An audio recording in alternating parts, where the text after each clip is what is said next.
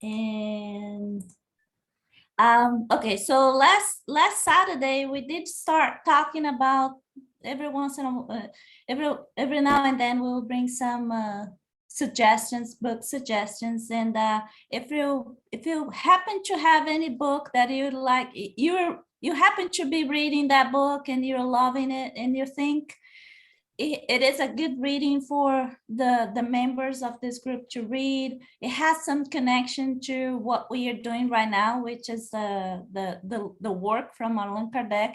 And you can see the alignment between what we are studying and the Allan Kardec books. So feel free to bring those suggestions to us, and I will be more than happy to put in the slides so everybody can see and take notes.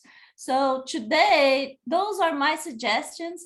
We have, those are not new to you all. We talked about those few meetings ago.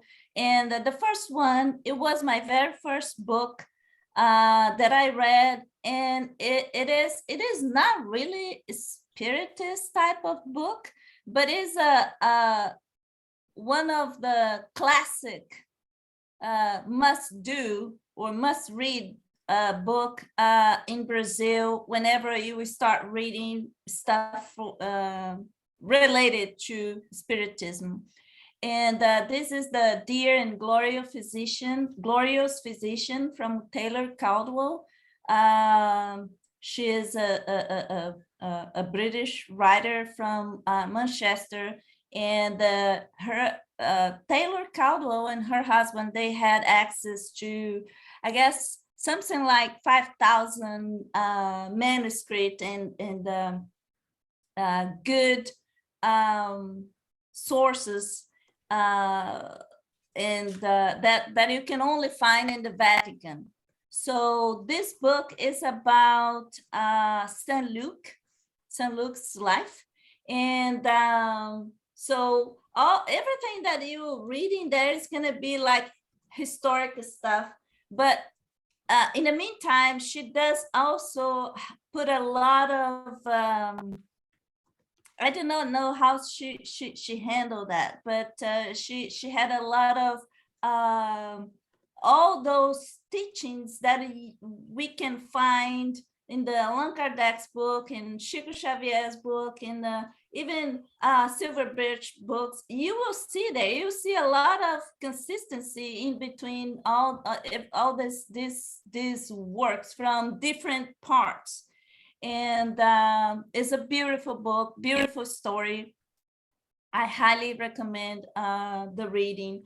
The second one is perhaps the most important book from Chico Xavier's work. Is called Paul and Stephen, and it is about St. Paul's life, but from the spiritual standpoint. So it does explain not only the historical facts, but what happened behind the scenes, what the plan was. And I also highly recommend that. You can see that in English. There is a translation available. And evidently the third one, Teachings of Silver Birch. I'm still reading. The first one I have read more than once, but the third one is the one that I'm reading now. And the way that I understand it is a series. And this book right here, this green front page, that's exactly the one that I bought. That's the one that I'm reading. And honestly, I'm loving it. It has a lot of consistency with everything that we are reading with Allan Kardec's book work. And it does amazes me that it does have a lot of everything that we are reading in terms of moral laws, divine laws, natural laws. I'm loving it. The fourth one, it is not available in English, but it is a book that I just read, and we have a presentation on this. book, and sometime soon we will handle a presentation to you guys about, and it's going to be based on this book since there is no English version available, but it does explain very well everything that is going on, all the work that is done from the spirits in the Spiritist Center. So every time that we meet in the Spiritist Center, and we do meetings for healing, or we do meetings for mediumistic meetings, or we do meetings because of, we're just having a speech, a talk. There is a lot of work that is being done from the spiritual realm standpoint, and that will be a presentation for this group later on. I know Luis and Livia, they will help me with that, because I happen to have the presentation ready. I'm just, organizing a little bit, but evidently with Luis and Maria's experience, they have much more experience than me, then they can also talk more about it. Maria, yes, please. This book by Taylor Kendall is one of the most important research of the life of the Apostle Luke. Yes. And she managed to show his life in a coherent and narrative text, yes. As if it were a psychographic romance, but not isn't it? So Maria, I always had this doubt. Yes, evidently, yes. It was from a research that she did, yes. Taylor Caldwell and her husband, yes. But there's nothing to do with the spirits. Psychographic work, no. There's but nothing I believe, Anna, that intuition, by intuition. Yes, to achieve this result, she was very intuitive work. Exactly. Yes. I think about it because I read many books that was psychography, all right, like Chico Xavier about Paulo Estevam, you said about it. Yeah. But I feel that the same work. I feel that both are the same. Exactly, the same type. Exactly, the same type of narrative. The same type of is deep, and it does cover a lot in terms of spirituality, right? So it's not just about history, but it's about all the teachings behind. Yes, I love it. Yes, and his life that was wonderful. Exactly. Yes. Luis, you had something to say. Thank you, Maria. Thank you. Yes, these books, for example, and Stephen, and the other book called, entitled 2000 Years Ago, for example, and many other novels by Chico Xavier. Many spiritists didn't have the slightest idea that in those books, there were lots of revelation in terms of dates and facts that only now historians got to know about. Can prove it, yeah. Yeah, so it was wonderful because many spiritual way, because we read the book, he's talking about 2000 years ago, the busy streets of Rome in those times, and so on and so forth. And then we decided about 25 years ago to conduct a research about that, the historical facts in the book. And we did a lot of it because of the internet. It was easier to do that. And we were amazed to discover that all the 90 points, almost all 90 points of doubts we had in terms of the facts in the books, right, corresponded to real facts. And they were revealed by studious academia and scholars from academia and so on and so forth. It was amazing. One more time, Chico Xavier got a lot of respect after that. Yeah, I would say all these books, they are not just a novel based on imagination. Like Maria was saying, even those that are not psychographed by, like Chico Xavier's book, I believe there is a lot of intuition and a lot of guidance from the spirits, from higher spirits. But, yeah, so those are my, and I do not know how to translate this title over here, Luis. Na Seara do Bem. How to translate Na Seara do Bem? I would say in the field of the good, but In the yes, field the of working field of the good, but I don't know. yeah, in the work of yeah, exactly. Okay, so yeah. Come on, computer. Okay. Oh, yeah. I just passed you quick. I want to my computer. Okay. So I just want to remind next Saturday it's gonna be the power of forgiveness with Julio Carvalho. I'm looking forward to this once more.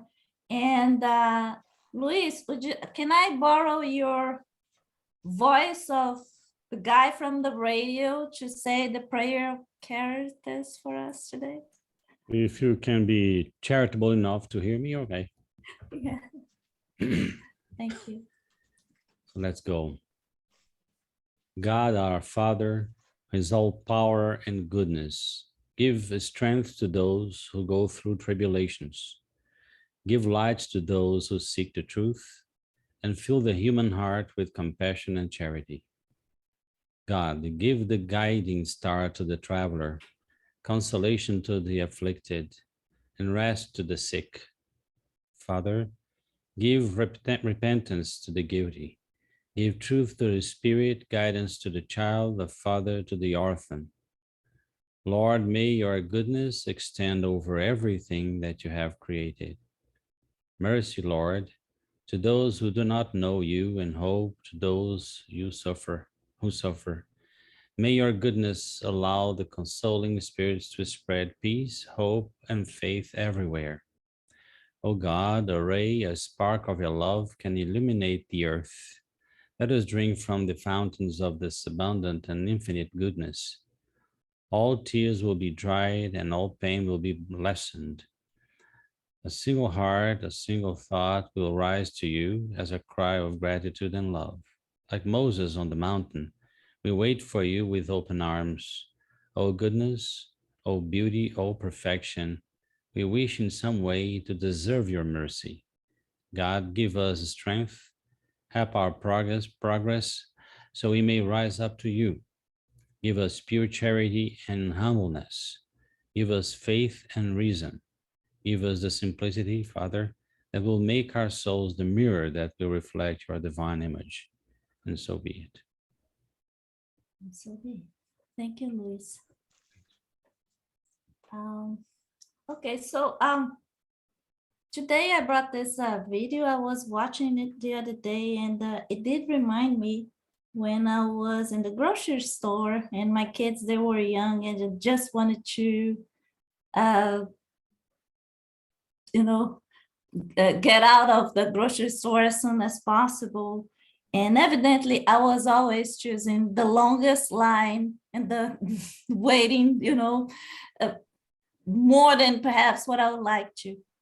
But every time that that was happening to me, that reminded me all the times when we are just wondering. And as we wonder, we do not go deep in details. We do not learn anything. We do not learn anything in details, or we do not grasp, or we do not understand the whole message.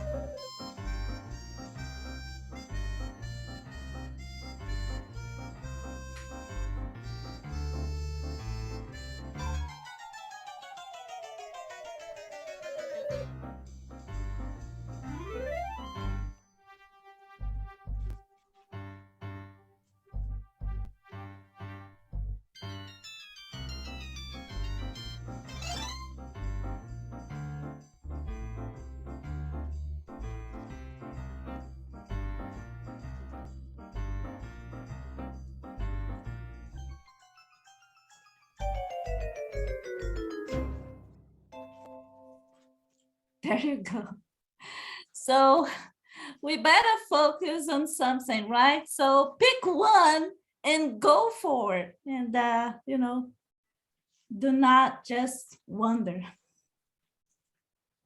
All right, so last time we stopped here, law of preservation, instinct of self-preservation. 703 was the question.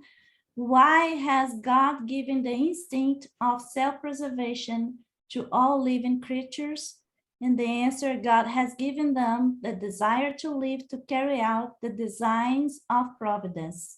Furthermore, life is necessary for the improvement of beings. All living beings feel it instinctively without understanding it. So with that, we just close this and move. Yeah. So 703. Oh, yeah, it was the last one. So the next one is means of self-preservation.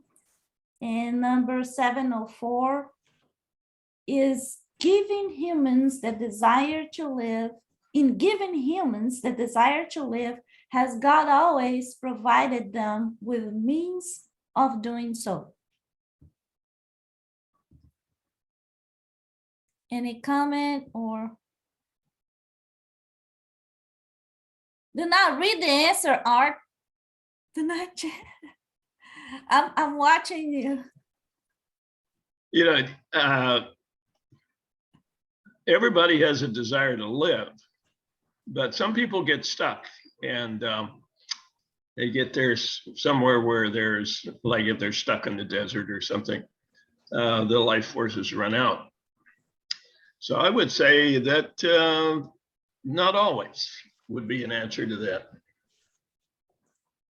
When you say sometimes we get stuck, would you please explain? I don't think I understood what you said. I think what it means that some people just Don't have choice? their forces run out, right? They just don't get strength enough to carry on and to go on with life. I think that's what he's talking about, isn't it, Mark? Yeah, it could be some people get stuck into a situation where the like if you got dropped in a desert somewhere and you didn't have enough water with you, your life force is going to die. And so that's what I mean by this. There are certain situations that people can find themselves in where life is no longer possible. Mm-hmm. Yeah. Yeah. If I put myself in that situation, I think I would still fight. I don't know. It's hard to tell what I remember. So, for example, I just recall now. One day I was at the school. It was late. I was going back home. I was in college. I was going back home, and I was so distracted because I was thinking about, I don't know, something that an exam or something that I was about to do, and so I was walking and I just crossed this guy. I just met and I ran into this guy, and he was a thief, and he had a gun. I didn't even pay attention to the gun. I just, I had this very reactive, I don't know, self-preservation, like taking the gun away from me and saying something like, do not mess with me or something. And I was trying to frighten him. And he ran away. And then only after that, I realized the silly stuff that I did.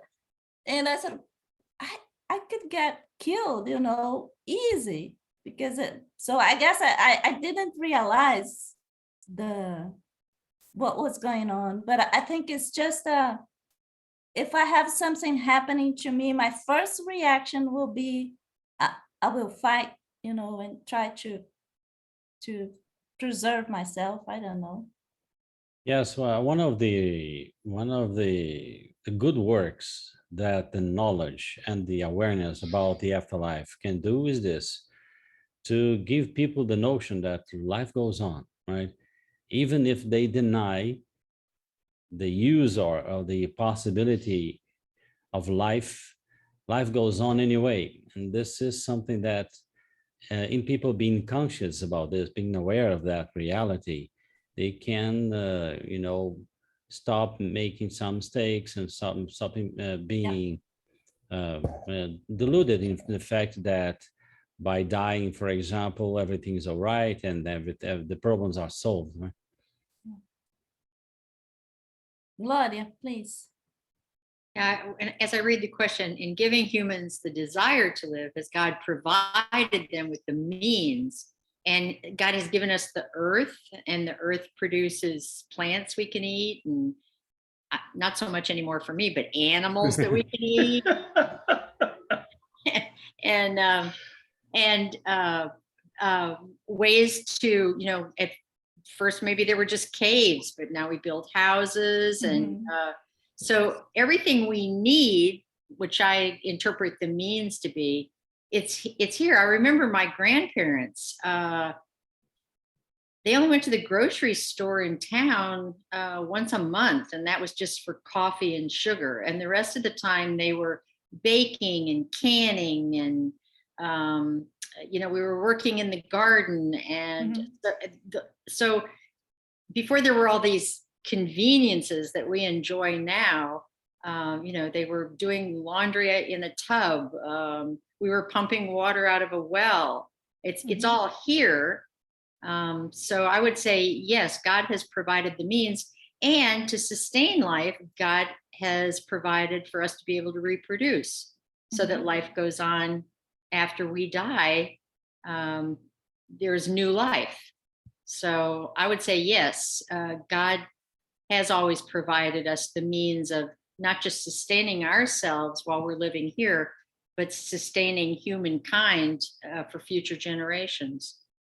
Yeah, very well said. That what you said reminded me that that's exactly why we go to the lab to find out the cure for diseases, right? So we can overcome those challenges, biological, you know, virus and stuff. Yeah. Thank you. Maria. I will try to explain what I think about it. For a planet of tests and atonements like the Earth, which receives many spirits that come to here degraded from another one, as if they were repeating and rebellious students who do not commit to the greatest effort and are still children and spiritual children, all right? We all need those feelings to the need to life. If it or he was not determined by God in our lives, we would be a millennium behind.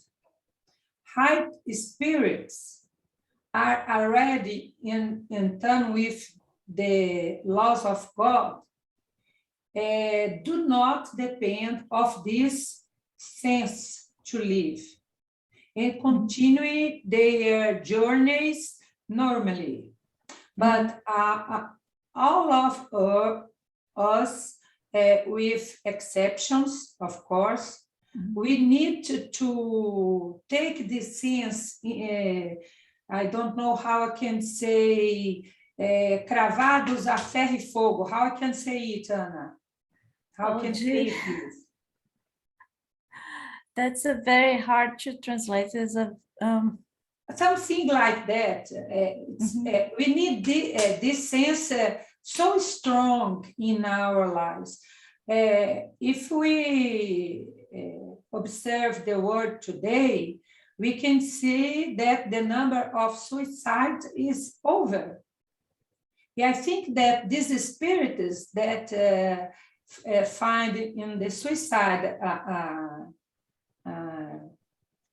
I don't know if a choice, if an answer, I don't know. They don't have this sense of self-preservation. Yes, I see. yes. Yeah. Yes.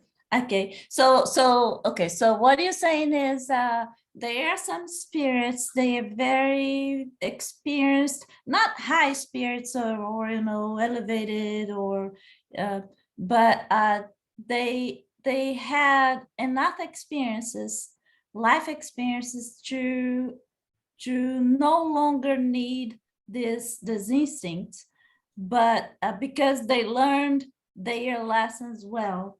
Now, you're talking about the suicidals that perhaps they still miss this self-preservation feeling.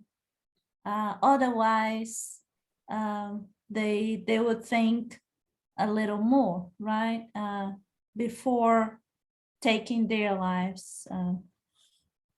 Yes. Yeah. Thank you, Maria. Annie?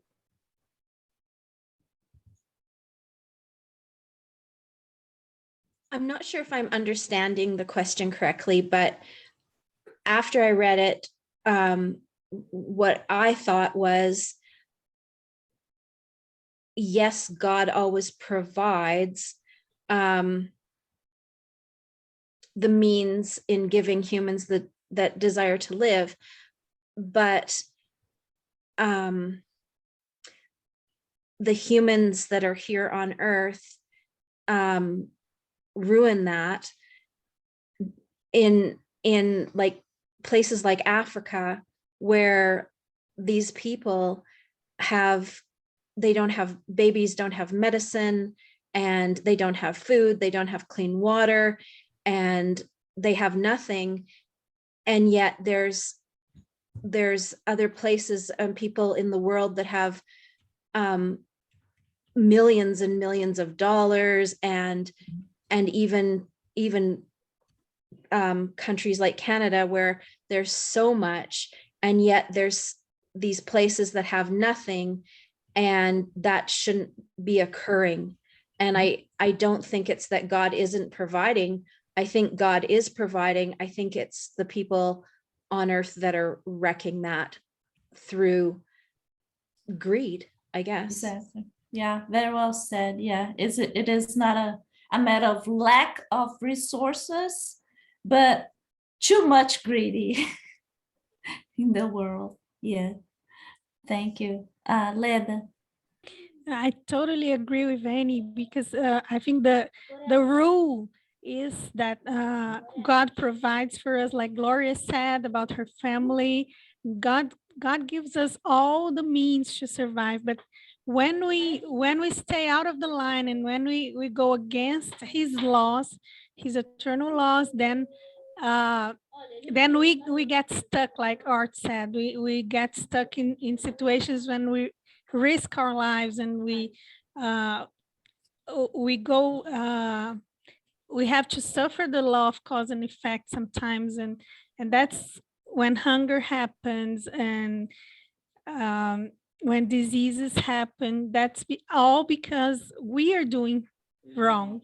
We did something wrong towards the law of God. So and even with that, when we die, life goes on. As Luis said, life from the spiritual point of view, life always goes on, you know. Yeah. Thank you, Leda. Yep. We are eternal, no matter what. This is just a temporary costume we are using. Luis. Yes, and it's me, Anna. It's so interesting that when I'm walking the streets here in Brazil, I always say to Luis, I admire so much the homeless people that fight for living, and they fight for food, and not in a bad way, in a good way. They search food, they search water, they try to live. And I say, wow, that's the real self-preservation, searching for living, because in those conditions, and I admire, because there are so many people that have so much, and the suffering, I know maybe they suffer the spiritual suffering, or they are really suffering, and they don't want to live, and they have nothing, and they want to live, they have this self-preservation, and they love life, it seems to me. And sometimes I have to learn with them. I say to Luis, wow, these people really like to live, and I have to learn with them about that, because they see God helping them, probably. I remember what Livia says reminds me of a mediumistic circle I was taking part as a director. And one spirit was kind of not harsh, but he was very adamant, and he was kind of calling everybody's attention to something. I think the group was a little bit vain, something like that. And the spirit was saying something like, look, you only have the intelligence, the money, and the capacities and benefits you have now, because most of you, if you came down here otherwise, with the bad conditions, you would be much worse than you are now. Your reactions would be much worse than you have now. So because of this, you are under a blessing, merciful blanket, right? To be born with the hair, with the skin, with the conditions, cultural conditions or urban conditions now. But if you do not do good, this can be removed from you at any moment. Can go even worse. So it can go even worse, right? And life goes on like this. We need to use our resources as best as the best way we can. That's it. Yeah, that's true. If you can think of like Annie was saying, right? People in Africa struggling just to have one meal a day, and we have the luxury of having 3 meals a day is something really. Debbie. Thank you, Louise and Livia. Thank you. Well, this just made me think of the other day I called for help with my computer, and somebody answered in India, and so of course he was working the overnight shift because it was daylight here, and he was just so positive and bubbly and happy about his job that he could help all these people. And I was just like, I used to work overnight in a medical lab, and I wasn't that way. And so I used to work with these doctors, and they lived not in India, but in a country next to it. And they said they were always amazed at so many poor people there that were just so happy. I don't know what that has to do with it, but he seemed to be loving life. Yeah, that's without a question. It's a matter of perspective, right? So perhaps he was happy because he has a job, and sometimes we are unhappy just because we don't like our job. Yeah. Okay, so since you were the last one, did you please read the answer for us? Oh, sure. The answer is yes, that they are given what they need to live.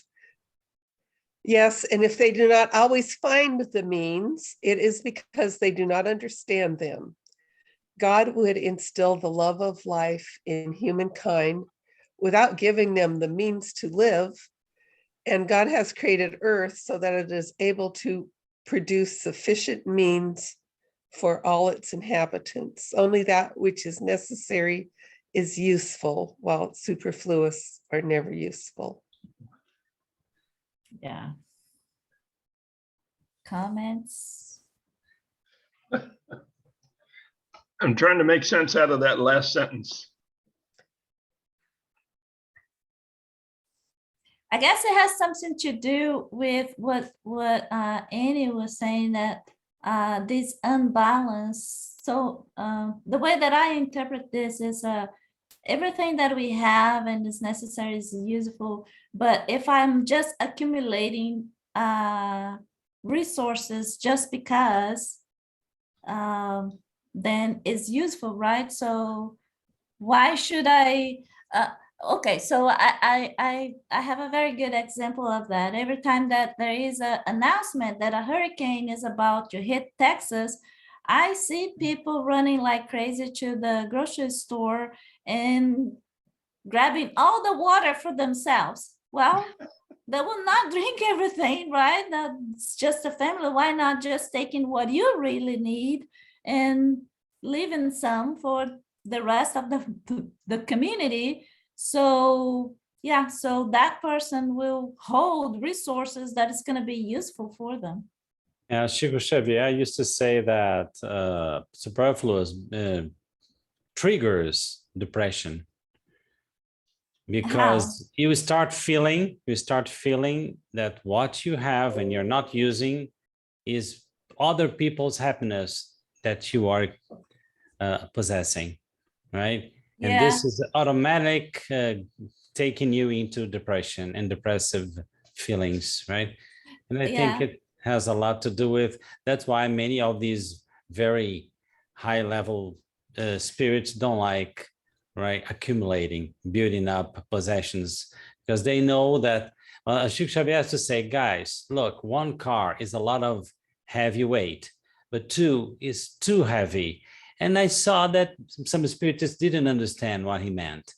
But it's not heavy because of this or that or because of the money. It's because, you know, yes, when you gather many things around us, of course, we start taking, you know, other people's right to possess somehow, right? Mm-hmm. It's difficult to understand. Of course, everyone has their specific needs, personal needs, according to profession, to family, so on and so forth. But I think we should be very carefully paying attention to this detail. Otherwise, we don't know why you were sad, why you are, and many times because of this.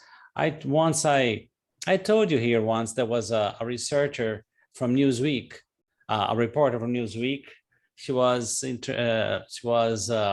reporting about a bunch of American millionaires, billionaires, right, who were depressed. And there was a psychologist, and the psychologist talked to them and came to the conclusion that they needed to give. They need to be more self-giving. And one of them promptly jotted down a check. He wrote a check for $100,000, for example. And she got the check and said, okay, I'll get the check from you, but you will follow me.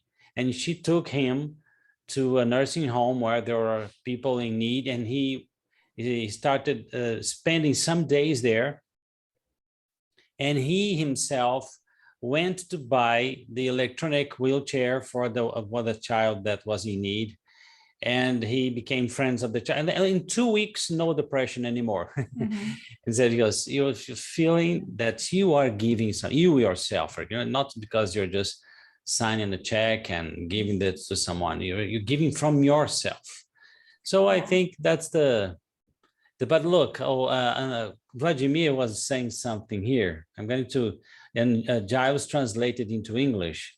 He said that, quote, God also works through human beings who seek with him to tune in and alleviate the trials of atonement for all human beings, whether the afflictions of previous or current causes. And another comment was,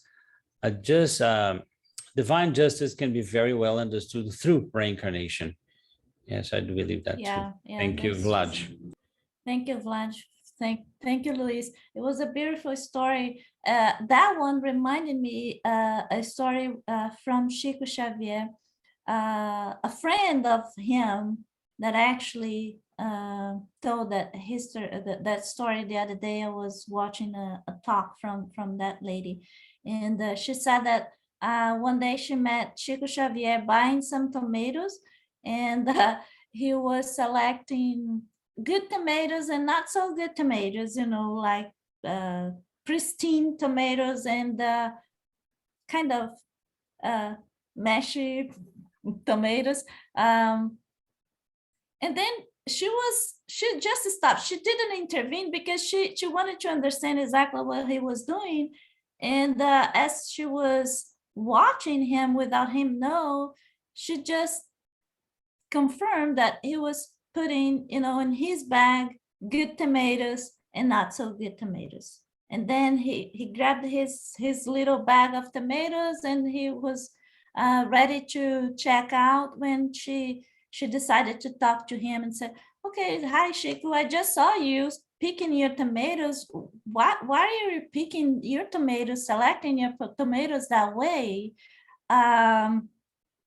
Getting good tomatoes and not so good tomatoes. Why did you do that? And then Chico said, exactly.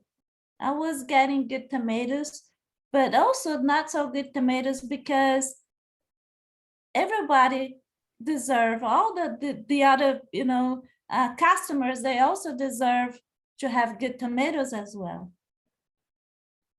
So it's so different, right? It's sharing. It's about sharing resources.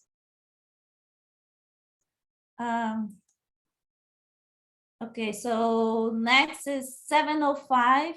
Why is it that the earth does not always produce enough to provide the human race with what is necessary to live?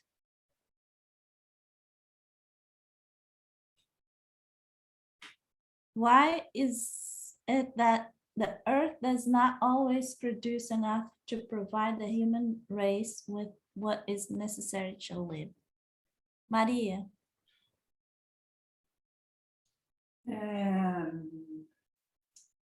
Let me see here. We don't just use what we need to live. All right? Mm-hmm. In spiritualist literature, we find several spirits claiming that the earth is prepared to nourish all the spirits destined to incarnate on it. Mm. The problem is that she's not, or it is not. It is not respected as a generous and capable mother. Capable mother, yes. But is treated by most of us with disrespect and ignorance. Mm-hmm. We will need to change our habits, too much the resources the earth can give. And we will preserve our best condition to live here. Yes, yeah. Once we learn how to treat the resources, the earth, the source of resources and the resources better. Yes, I agree. Yes. Yeah. Thank you. Anybody else? Giles, come on, you were too quiet. This is not the same meeting without you talking. Gloria. Why does the earth not always provide enough for mankind with the necessities of life? Well, the answer is it always does. But since we have free will, we have selfishness. And that selfishness is, in fact, the root of all evil. I mean, it may be that selfishness is the only kind of evil. It may be. I'm tending more and more towards thinking this. Exactly. And we have free will, and we have the desire for survival, and so we collect everything in sight that will aid our survival. And if we think that means a lot of money in the bank and a lot of slaves working in sweatshops in Bangladesh, then that's what we do. And I say we because we have many, many, many incarnations, and in not all of them have we been good and generous and kind and helped little old ladies across the street. No. Yeah. And so we have atonement to make, and on it goes. Well, it's all entertainment. That's the be all and end all of this whole show. Is if it was all, everybody had $1,000 in the bank and a place to sleep, and it would be so boring. Yeah. So we would have, somebody would have to invent a reason for a war so we could have fun. I mean, it's humans are not just well. It is. Yeah, what you mentioned is very, very important. The spirits, they over and over and over, and if you read all these books out there, Chico Xavier, all those books, the spirits, they say the same thing. The problem that we have, the humanity problem, the majority of them we have because of two things: pride and selfishness. Pride and selfishness, those are the most evil issues that we have. And once we get over that, once we learn how to get over that, then it's going to be a huge step for us. Well, that'll be the end, the day the earth ends. Oh, no, don't, come on, no, be positive. No, get real. When the challenges are removed from the earth, then it no longer serves a purpose. And we have 100,000 different civilizations in which we can incarnate. And many of them, most of them, are civilized, which means they're boring. Nothing happens because the poor are fed, the sick are cured,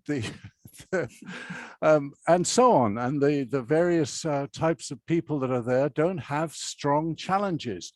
This is why this earth is so popular. It's all right. Come on, Luis. Let me hear your story. Before you continue, can I ask Gloria? Gloria, you have your hand raised. I did, and I was going to say a version of what Giles said. It says, why is it that the earth does not always produce enough? Well, it's because of people.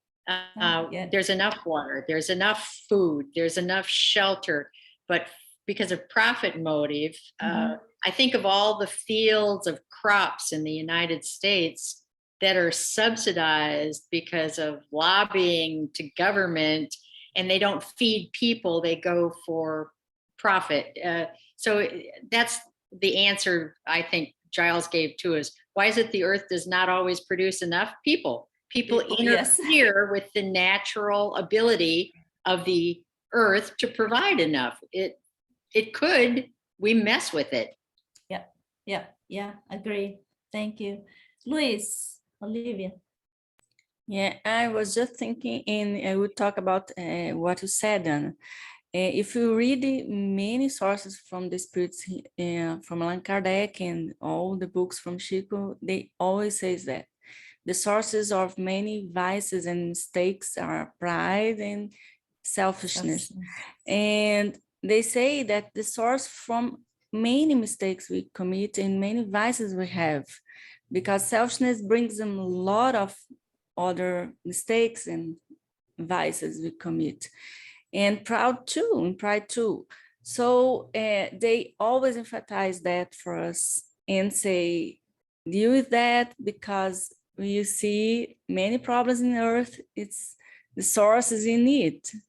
And I agree with Giles that here is popular, but I think it's like a school, Giles, and Yeah, that's people exactly like what to I come thought. here, Yeah. but they don't want to stay here very much because it's not easy. Yeah. It's much like we think, I go to Rio de Janeiro, maybe I have a shot in me. I couldn't stay more than 15 minutes in the street and I go out. It's much like that. I learn a lot, but I don't want to stay very much there. And there's another Yeah. point that I think, Giles, I understand Giles too. But the point is, when you go over that limit of violence and greed, there will be other challenges for us to. Absolutely. Yeah. Yes, that's what the higher spirit says, because otherwise we will find that image of heaven, like people having an idle life, playing the harp, right, and doing nothing. But no, they say they have many challenges are awaiting for us after we get rid of our greed and things like that. Mhm. Yeah. Thank you, guys. I've got two things to say on that. One, if you went to a movie and the movie was an action movie, Bruce Willis in his heyday, when he had hair, as somebody would have said, and the movie just went on and nothing happened, and he drove around and he went home and he had a shower and he went to bed. And what kind of a movie is that? Mhm. Shit has to happen. Because otherwise there's no attraction, there's no entertainment, there's no game. That's one thing. And then I think that vanity is very much rolled up into selfishness. Yep. I think separating the two is probably impossible. How can somebody be full of pride and not selfish? And vice versa. I think it's words. We're playing with words. So Thank you, Giles. entertainment. That's the reason for the universe. Oh, look at what I found. Oh, wow, that's cute. A hairy nonsense. That's the kind of entertainment that I like. A hairy nonsense. That's all you can call them.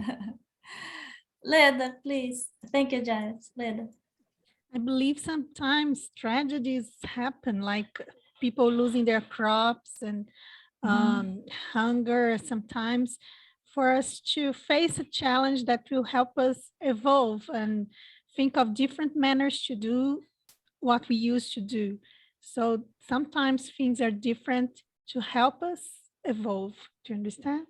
Yes, yeah, and evolve not only from the physical or a standpoint, from the physical resources, but I also believe in the evolve spiritually, if you are open to that kind of opportunity, right? So in calamities and whenever bad things happen, then you can see people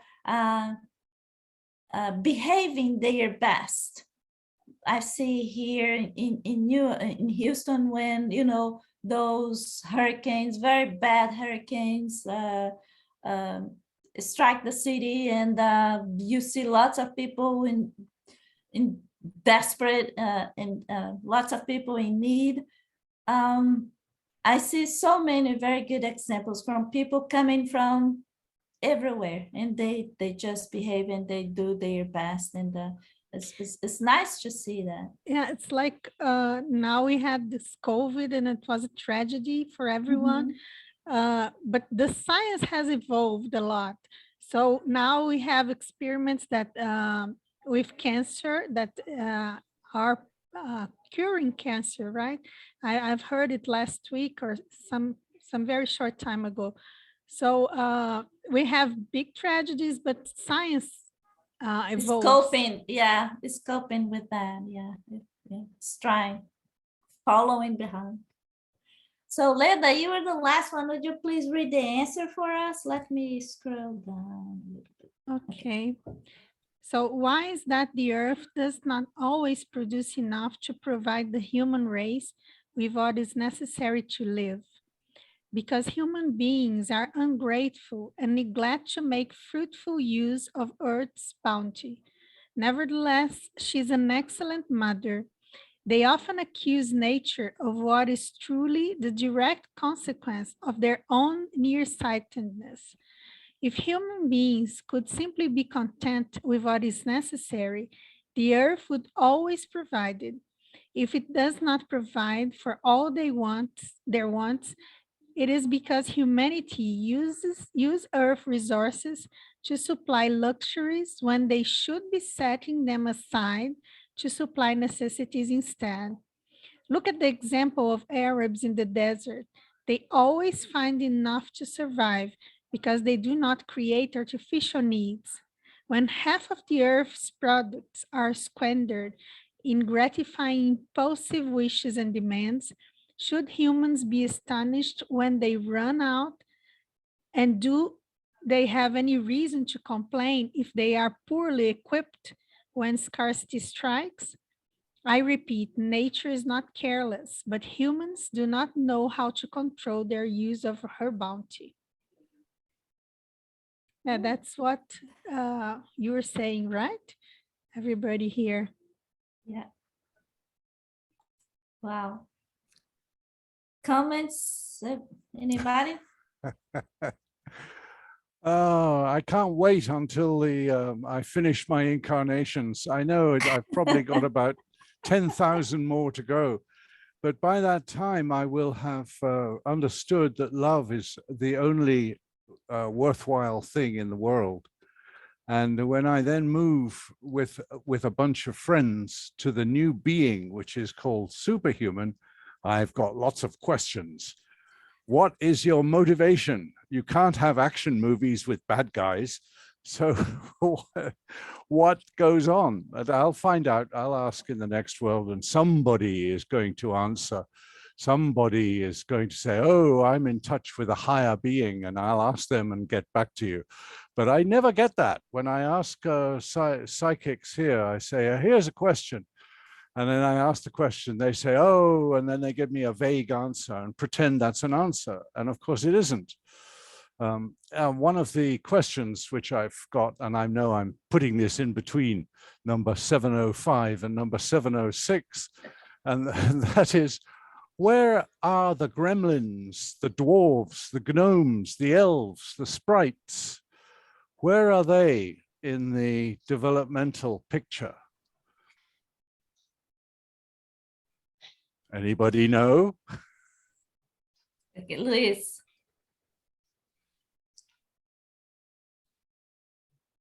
You are on mute. We cannot hear you. We still cannot hear you. Now. Hello, hello. Okay. Okay. Now. Sorry. Well, I believe they are somehow somewhere between human and animals, you know. That's what I perceived in books like Chico Xavier's books when they talked about the elementars, right? People, the elementals, yeah. They are found in forests and things like that. They are very pure creatures, but they need to be guided. And they are by spirits that are responsible for nature, right?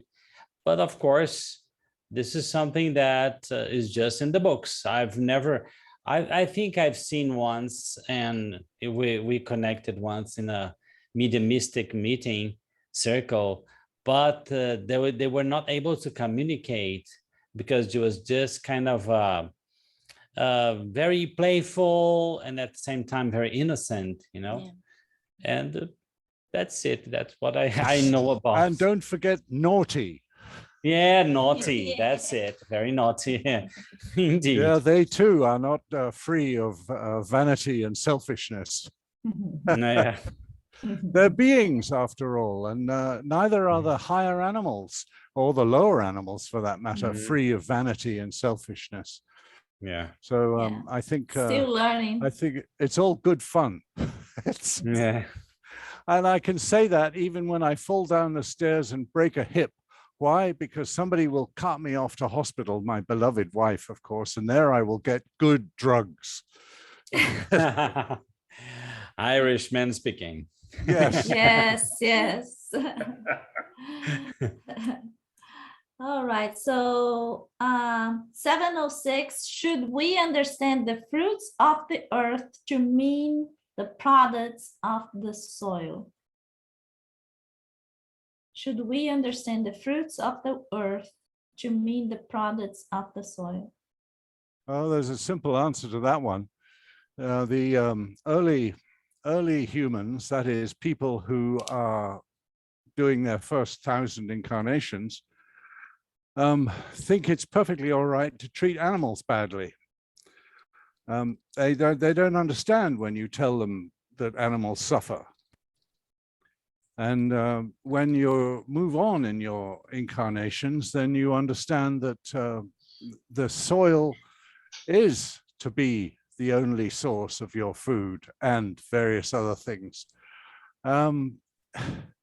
It changes. As the development of humans change, so does their understanding and attitude. Thank you, Giles. Anybody else? With answer? Come on, guys.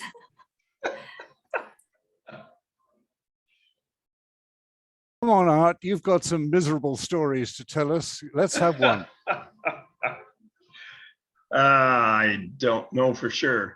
As far as the animals go, we look in nature and things are not real pretty out there. The big eat the little, the strong eat the weak. And that seems to be the way it works down here.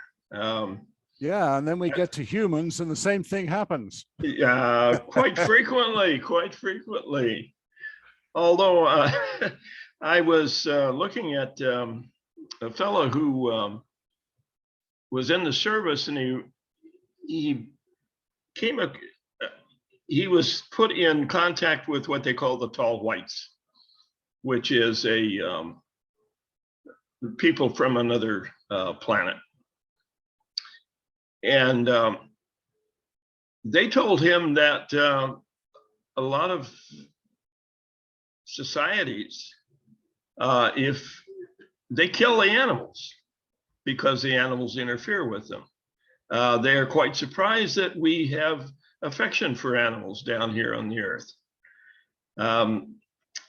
So it works what differently world for are you everyone. looking at that we have affection for animals? Some of us do, but the rest of us think slaughterhouses are great fun.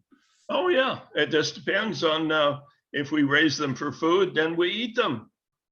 But you don't eat your dog or your cat. Yeah, let me share something that I just recall. I guess I shared this the other day, but just since we are talking about resources, right?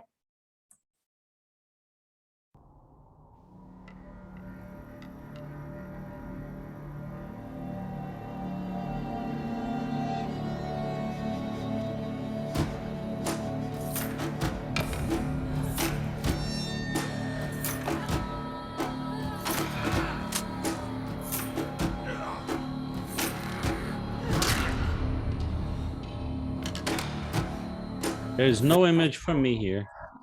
For me too. For me either. Is that right? No, Oh, I'm just listening.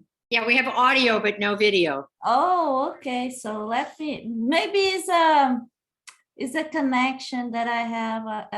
Perhaps I'm having connection issues. Let me stop sharing. Let me do this instead. Let me see if it's gonna work this time.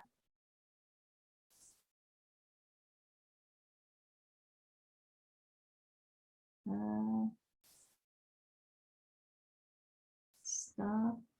And again, let me do this.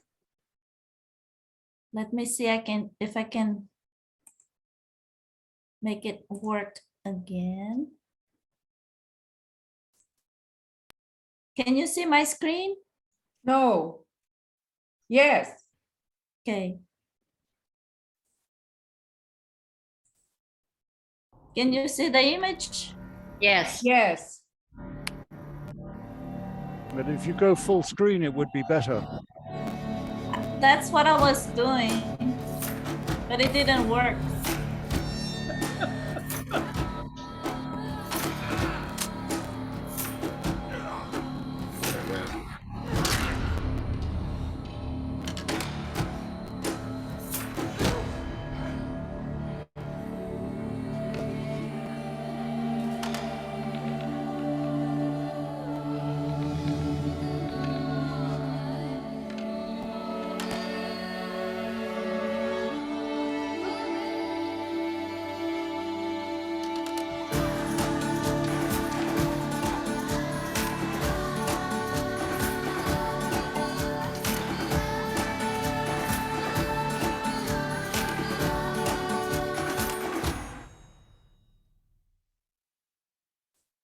Nice, isn't it?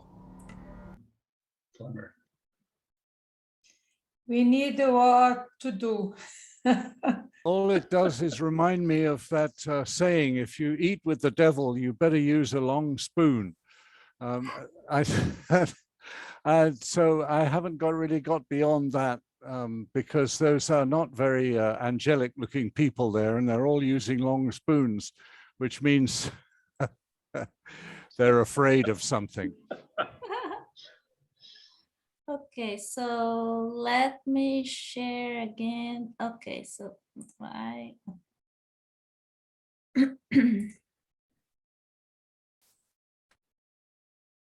so Giles, would you please? Okay, Gloria, please, you have a comment. Sorry. Yes, I do have a comment. Kim Parker has a definition for sin. It's separation-induced nonsense. And I think whether or not there are enough resources on the earth, that is the sin, is that we believe we're separate. So we're not taking care of each other. We're not separate. I really like your comment. Yeah. Yes. Somehow we were made to believe that we are separate, and today we do not believe that we are all one, right? So we are not. We believe that we are not part of the one yet, when in fact we are. We are just misbehaving. Yeah. Thank you. Very nice comment. Giles, would you please read the answer for us? Should we understand the fruits of the earth to mean the products of the soil? The soil is the fundamental source of all other products, which are only transformed versions of the products of the soil. As such, the term fruits of the earth should be understood to mean anything that human beings enjoy in their physical lives. Plastic, we enjoy plastic, so we've got it everywhere. It's even turning up in the snow in the Arctic now. Behave, Oh, Mr. okay. Giles Sorry. Tompkins.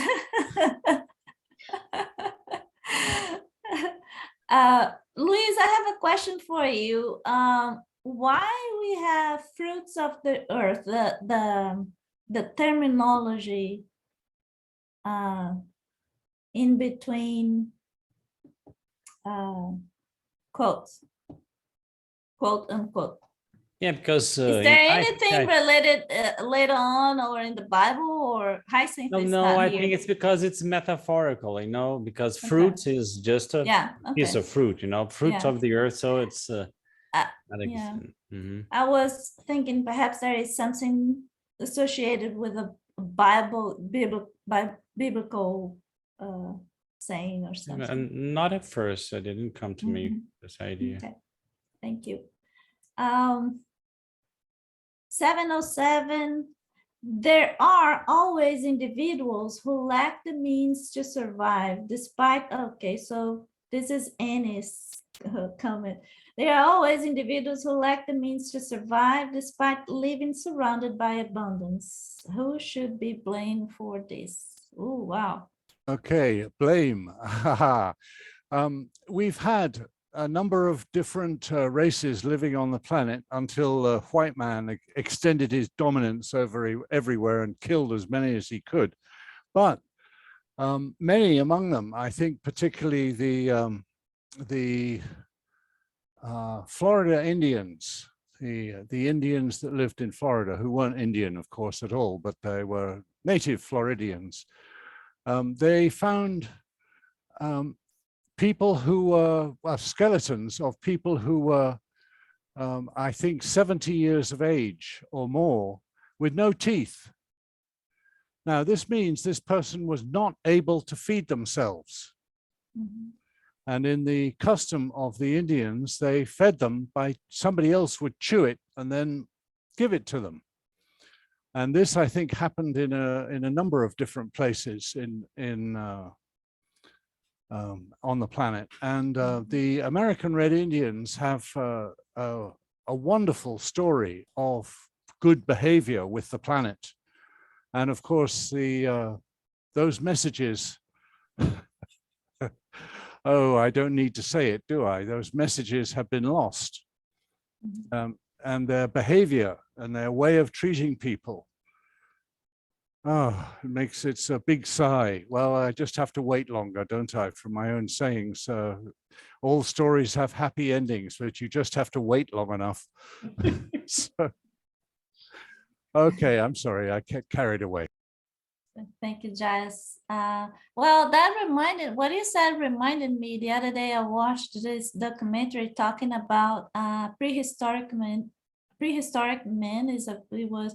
found this prehistoric community was a lot of skeletons in a cavern, and the archaeologists, they noticed these bones belong to a single individual, and based on what their findings, that guy suffered a lot of injuries. It was a very bad injury when that guy was very young, and they could tell that because there was signs of healing. And despite all the odds, the individual was still able to survive, and he died as an adult, and which means that guy was badly injured when he was at a young age, but somehow he survived because somebody was taking care of him. And based on I do not know the shape of the bones or the condition of the bones, position, etc. So the doctors, they could tell that guy could not hear, could not see, could not walk very well. So meaning that person would not survive that time. But somebody was still, so the whole community, I don't know, their family, their group, his group was still able to take care of him and, carry out on his entire life. But he was basically, he could not hunt, he could not feed himself, but still, I thought it was so neat because, hey, we are talking about prehistoric men taking care of somebody, for years. And when in fact we have, families, they don't even take care of their own in case if they are like. Oh, yes, don't get me started on modern America. Behave, Mr. Giles. I come from Europe, and there is such a thing as healthcare and social assistance, cradle to grave, and actually before the cradle, and which is not so in this country. Anyway, and Annie. Please, Annie. Thanks, Giles. I'm just wondering if anybody has an answer to my question here. Individuals that are surrounded by abundance, that lack the means to survive, are those individuals, have they not reincarnated enough times that they just aren't there yet? They just aren't able to get it. And two people that come to mind, just because they've been in the news, and if you live in the United States of America, you've probably heard of them, would be the actor Johnny Depp and his ex-wife Amber Heard, who just had a trial on television, which sadly was in the news. And there's a perfect example of two people that have, I mean, Planning. so much money, and yet they both had substance abuse issues with alcohol and drugs, and just could not seem to be able to get along. So I'm just wondering, are people like that, have they just not had enough incarnations that to them that's just something that's normal? That's my question. I know there will be more people to answer the question, but I would like to say sometimes they have lots and lots of reincarnations. They are just repeating over and over and over and over and over. They just don't get it. There are some people in Texas. There is a saying over here. I will not say, because after the recording I can say that. But yeah, they just don't get it. Some people just don't get it, and it takes longer. Luis. Yes, actually, this reminded me of a book by Allan Kardec. I think it's Hell and Heaven, Heaven and Hell. And there's a woman, a spirit that manifested, came through a meeting saying that she had been prepared for a life as a rich woman for some kind of 4 or 5 reincarnations before. She went through lots of difficulties, poverty, to get prepared to go through the test of abundance, which was the most terrifying test for a spirit. So yeah, because she said she did well, but it was not easy, because everything is easy for you on this planet, and you don't have a mature spirit, you can very easily go down the pipes. You understand? Yeah. So when we look for power, we look for money, and we look for imminence, for something like this, without the right preparation. By the way, when you are very well prepared spiritually, you don't usually look for that. Yeah. Right? When you look for that, it means that you are kind of childish, spiritually speaking, right? It's usually. And Luis, the spirits, they say that's the most difficult challenge is exactly wealthy, right? The wealthier you are, the more challenge. Yes, more responsibility. Anna, they wrote it on the walls in stone in the Roman Empire.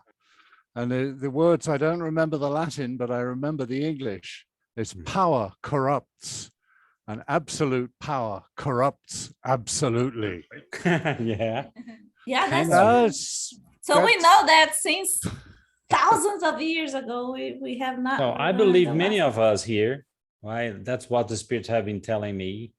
And I've found some evidence. And many of us here are spirits that had been involved in power and lots of things like that. And because of suffering, because of the bad consequences that we've been going around with, we are here today trying to learn other values. In the school, right? School. Okay, back to the homework. Yeah. Back to the class. Back to the drawing board, as they say. Yes. Yeah. Thank you, Luis. So, Luis, would you please read the answer for us? This is the last one. Okay. At the selfishness, okay, let me remember the question. There are always individuals who lack the means to survive despite living surrounded by abundance. Who should be blamed for this? At the selfishness of humans who too often prevents them to do what they need. Next, and most often, the individuals themselves are to blame. Christ said, "Seek and you shall find," but these words do not imply that all you have to do is look down on the ground to find anything that you may want. You must search for what you want passionately and with perseverance, without being discouraged by obstacles that are often only a means of testing your determination, patience, and resolve. That's it. Thank you, Luis. So guys, this is 4:24 here in Houston. I'm gonna stop sharing right now and I will stop the recording. Before leaving today, I'd like to ask Art a question. Is that a sheet music stand behind you? Just a curiosity. Yes. Are you a musician? I used to play trombone and baritone, and unfortunately, due to advanced old age, I got jaw tremor and can no longer play. So I am